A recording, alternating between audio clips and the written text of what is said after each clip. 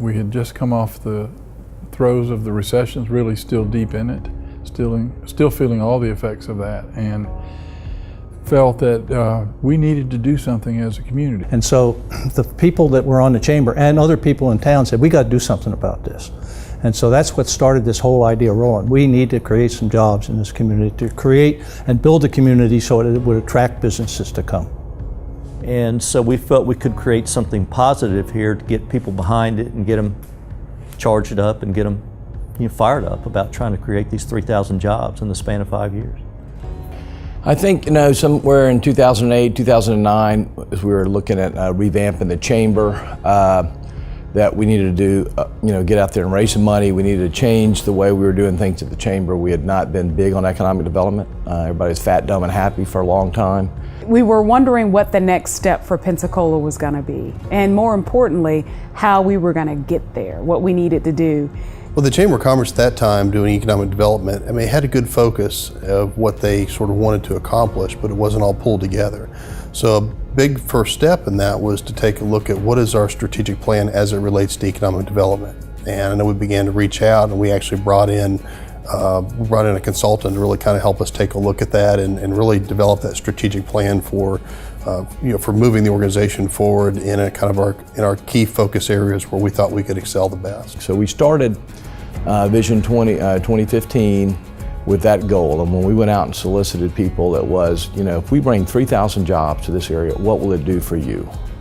What will that do for your business? Will you sell more cars? Will you sell more food?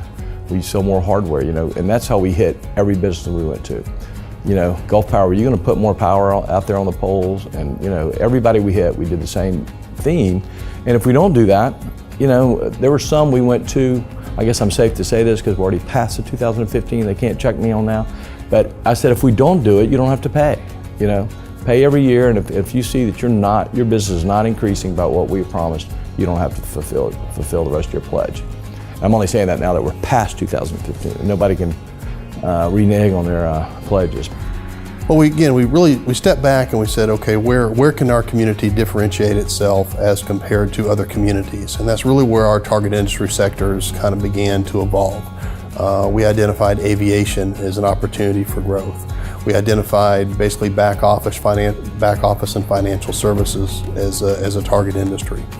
We looked at the assets that we had around the port, the airport. What could we do to make sure that we kind of move those forward? So I said that we set these audacious goals, right? And those goals were scaled back from what the consultant actually said we could achieve, and we blew the top off the goals. And what you saw was an outpouring in the business community or the private sector for Vision 2015. We've been very successful with the announcements and the number of jobs that we've been able to really secure for the community. We're looking at well over 8,900 jobs that were kind of actually announced through the effort, at least to date. And those numbers continue to grow. So change can be either evolutionary or revolutionary. And I feel like the change over the last couple of years in Pensacola really has been revolutionary. Evolutionary change is something that happens very slowly, but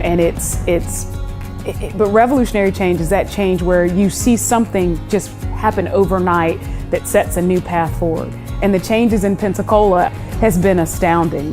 The new job creation, if you look at Navy Federal and everything it's done for the city and the areas outside of the city, if you look at what's happened at the airport with BT Aerospace or ST Aerospace, if you look at what's going on at the port even, we've seen that there are more businesses that want to come to Pensacola. And that has to do with creating an environment where businesses know Pensacola is a place where they can settle, and a business community that's been very open arms, as well as our partners in the governmental sector, open arms to bringing businesses here and improving the quality of life in Pensacola. Quality of life and what's happened in the last 5 years.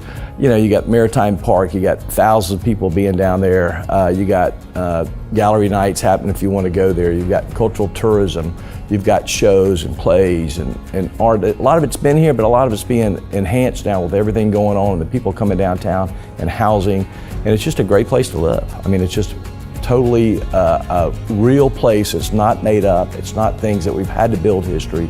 We've had to build beaches. We're here, and people are starting to enjoy it more. I think we have to continue to be visionaries, and we have to continue to push ourselves for that revolutionary change, because Pensacola objectively does have more to offer.